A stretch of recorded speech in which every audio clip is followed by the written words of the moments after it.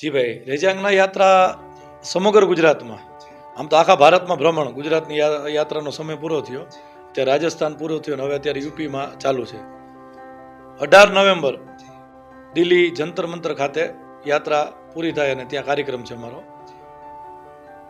1962માં રેજાંગના જ્યારે ચીન બોર્ડર ઉપર, આપણી ભારત અને ચીનની બોર્ડર છે, ત્યાં છે ને કુમાઉ રેજિમેન્ટ છે. શેતાનસિંહ ભાટી, રાજસ્થાનના રાજપૂત, એના વડા હતા, એના કેપ્ટન હતા. એમની નીચે અમારી યાદવ બટાલિયન, 120 યાદવો, સામે લગભગ હું માનું તે કે મેં ગૂગલમાં પણ સર્ચ કર્યું છે, 3000 ઉપરની સેનાઓ.